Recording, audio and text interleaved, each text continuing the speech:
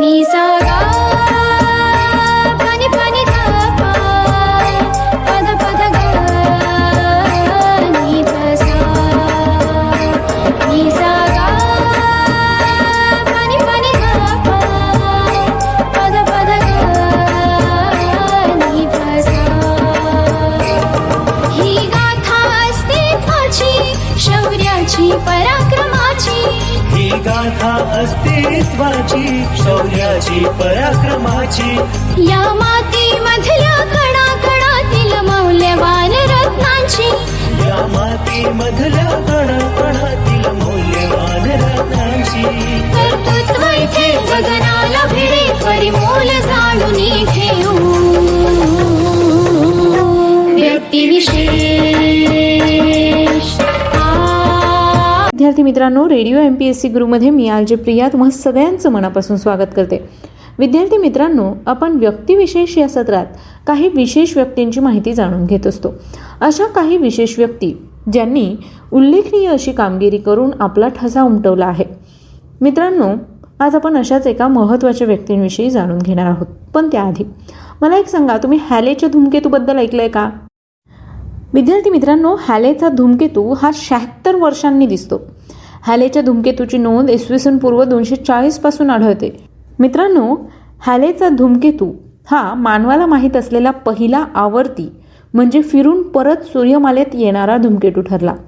1986 मध्ये हॅलेचा धूमकेतू सूर्याभोवतीच्या प्रदक्षिणेतील सूर्यापासून सगळ्यात जवळच्या बिंदूला पोहोचला होता. हॅलेचा धूमकेतू दर सेकंदाला 25 ते 30 टन द्रव्य बाहेर फेकतो असं शास्त्रज्ञांना दिसून आलं. मग मित्रांनो, तुम्हाला प्रश्न पडला असेल की सत्र आहे व्यक्तिविशेष, आपण ऐकतोय हॅलेच्या धूमकेतूबद्दल, मग ह्या सगळ्याचा संबंध काय? तर आहे मित्रांनो, हॅलेचा धूमकेतू या धूमकेतूचं नाव एडमंड हॅले या प्रसिद्ध खगोलशास्त्रज्ञाच्या नावावरून दिलं गेलं आहे. मग या हॅलेच्या धूमकेतूची नोंद 1682 साली हॅले यांनी केली होती आणि म्हणूनच या धूमकेतूचं नाव त्यांच्या नावावरून हॅले धूमकेतू असं पडलं. ज्या व्यक्तीने याचा शोध लावला ती व्यक्ती म्हणजेच एडमंड हॅले. आता हे एडमंड हॅले यांच्याच विषयी आज आपण जाणून घेणार आहोत आजच्या व्यक्तिविशेष या सत्रात. एडमंड हॅले हे एक इंग्रजी ज्योतिषशास्त्रज्ञ व गणितज्ञ होते.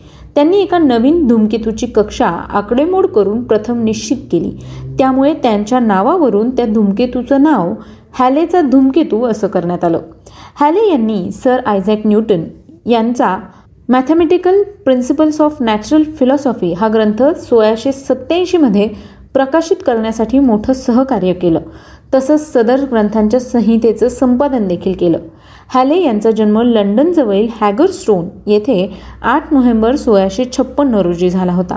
आधुनिक विचारांची पायाभरणी झालेल्या काळात त्यांचं सुरुवातीचं शिक्षण सेंट पॉल स्कूल लंडन येथे झालं. 1673 मध्ये ते क्वीन्स कॉलेज ऑक्सफर्ड येथे दाखल झाल्यानंतर त्यांची ओळख राजज्योतिषी जॉन फ्लॅमस्टीड यांच्याशी झाली. फ्लॅमस्टीड हे रॉयल ग्रीनिच ऑब्झर्वेटरीत काम करीत असत. त्यांनी खगोलार्धातील ताऱ्यांची अचूक यादी संकलित करण्यासाठी दूरदर्शक वापरला होता. त्यांच्याच प्रोत्साहनामुळे हॅले ज्योतिषशास्त्राचा अभ्यास करण्यासाठी प्रवृत्त झाले व त्यांनी दक्षिण खगोलार्धातील ताऱ्यांची अचूक यादी संकलित करण्याचं ठरवलं. हॅले यांनी राजे दुसरे चार्ल्स यांच्याकडून आर्थिक सहाय्य घेऊन ईस्ट इंडिया कंपनीच्या जहाजातून नोव्हेंबर 1676 मध्ये प्रवास सुरू केला. ब्रिटिशांच्या ताब्यातील दक्षिण अटलांटिकमधील दक्षिणेला असलेल्या सेंट हेलिना या बेटापर्यंत ते गेले. जानेवारी 1678 मध्ये ते जेव्हा परतीच्या प्रवासासाठी जहाजावर चढले तेव्हा त्यांनी 341 ताऱ्यांचे शर व भोगी म्हणजेच खगोलीय अक्षांश व रेखांश ज्योतिषशास्त्रीय सहनिर्देशक पद्धती काढले. सूर्यबिंबावरून होणारे बुधाचे अधिक्रमण म्हणजेच ओलांडणे पाहिले. प्राचीन काळापेक्षा अधिक मंद झाल्याचेही त्यांच्या लक्षात आलं.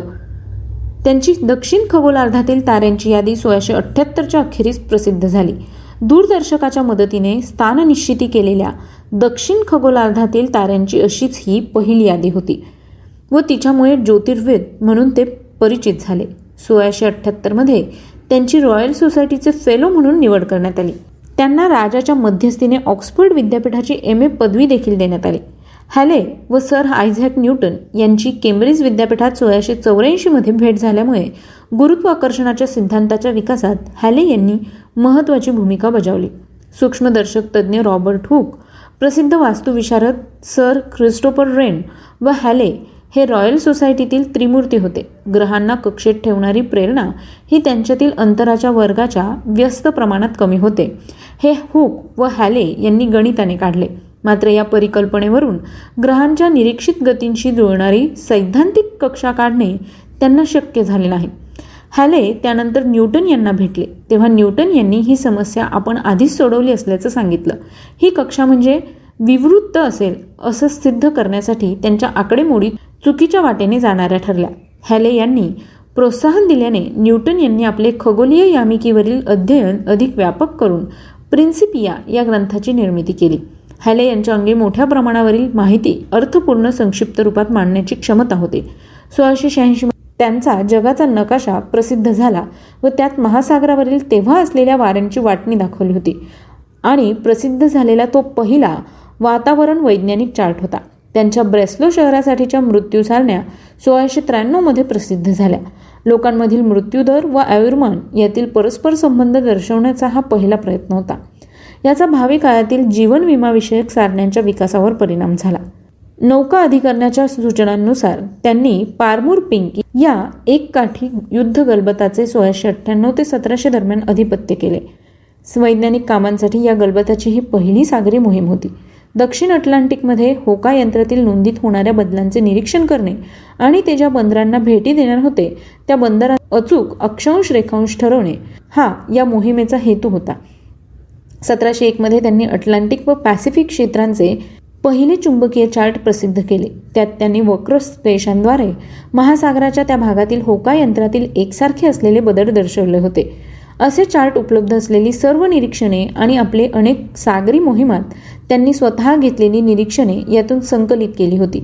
नाविक मार्गनिर्देशनाच्या दृष्टीने या चार्टचे व्यावहारिक मोल मोठे होते आणि ते त्यांच्या मृत्यूनंतर अनेक वर्ष वापरात आले होते. फ्लॅमस्टीड यांचा विरोध डावलून हॅले यांची 1704 ऑक्सफर्ड विद्यापीठात भूमितीचे सॅव्हिलियन प्राध्यापक म्हणून नेमणूक करण्यात आली. हॅले यांनी आपले निरीक्षणात्मक ज्योतिषशास्त्रातील पायाभूत कार्य पुढे चालू ठेवले. 1705 त्यांना synopsis of the astronomy of comments हे पुस्तक प्रसिद्ध केले होते. 1337 ते 1694 या काळात पाहण्यात आलेल्या 24 धूमकेतूंच्या अन्वस्तीय कक्षांचे वर्णन हॅले यांनी आपल्या पुस्तकात केले होते. 1531, 1607, 1682 या वर्षी पाहण्यात आलेले 3 ऐतिहासिक धूमकेतू गुणवैशिष्ट्यांच्या बाबतीत इतके एकसारखे होते की ते 3 वेगळे धूमकेतू नसून एकाच धूमकेतूचे लागोपाठ झालेले दर्शन होते असं त्यांनी दाखवलं. शिवाय 1754 तो परत दिसेल असं अचूक भाकीत देखील त्यांनी केलं होतं. याच धूमकेतूला त्यांच्या नावावरून हॅले धूमकेतू असं म्हटलं गेलं व त्याचा परत दिसण्याचा आवर्त काल 76 वर्ष आहे. 2052 हा धूमकेतू दिसण्याची शक्यता आहे. हॅले यांनी 1716 भाकीत केल्याप्रमाणे 1761 व 1769 या वर्षी दिसणाऱ्या शुक्राच्या सूर्यबिंबावरून होणाऱ्या अधिक्रमणाचे निरीक्षण करण्यासाठी एक पद्धत तयार केली गेली व त्यामुळे सूर्यापासूनचे पृथ्वीचे अंतर सौर्य पराशयाद्वारे अचूकपणे काढता येणार होते. हॅले हे फ्लॅमस्टीड यांच्यानंतर 1720 ग्रीनिच येथे राजज्योतिषी झाले. तिथे त्यांनी याम्योत्तर वृत्तावरून होणाऱ्या चंद्राच्या अधिक्रमणाचे काळ ठरवण्यासाठी निरीक्षणे केली. त्यांचा उपयोग अखेरीस समुद्रात असताना स्थळाचे रेखांश ठरवण्याकरता होईल अशी त्यांची अपेक्षा होती. मार्गनिर्देशनातील समस्या यांसारख्या विज्ञानाच्या व्यावहारिक उपयोगांविषयी हॅले यांना कळकळ वाटत होती. त्यांना अनेक गोष्टीत रस होता. मात्र त्यांची व्यावसायिक क्षमता अधिक उठून दिसल्यामुळे त्यांची खास वैज्ञानिक कामगिरी झाकली गेली. न्यूटन यांच्या कार्याचे त्यांनी केलेले समंजस मूल्यमापन आणि त्यासाठी केलेले मार्गदर्शन या 2 बाबींमुळे पाश्चात्य विचारसरणी प्रगत करण्याच्या बाबतीत त्यांचे महत्त्वाचे स्थान होते. हॅले यांचे ग्रीनिच लंडन येथे 14 जानेवारी 1742 रोजी निधन झाले. विद्यार्थी मित्रांनो, आज हॅले यांचा जन्मदिन. त्याच निमित्ताने आपण त्यांच्याविषयीची ही माहिती जाणून घेतली. ही माहिती तुम्हाला कशी वाटली ते आम्हाला नक्की कळवा. त्यासाठीच आमचा व्हॉट्सअप क्रमांक आहे 8698 869880 म्हणजेच 8698869880. चला तर मग विद्यार्थी मित्रांनो, मी आरजे प्रिया तुम्हा सगळ्यांची रजा घेते. पुन्हा भेटूया उद्याच्या व्यक्तिविशेष या सत्रात एका विशेष व्यक्तींची माहिती ऐकण्यासाठी. तोपर्यंत ऐकत रहा तुमचा लाडका इंटरनेट रेडिओ म्हणजेच radio MPSC Guru. Stay tuned to radio MPSC Guru, spreading the knowledge, powered by Spectrum Academy. Company सुरू केली होती. ती आज जगातील सर्वात प्रभावशाली आणि महाबलाढ्य सॉफ्टवेअर कंपन्यांमध्ये गणली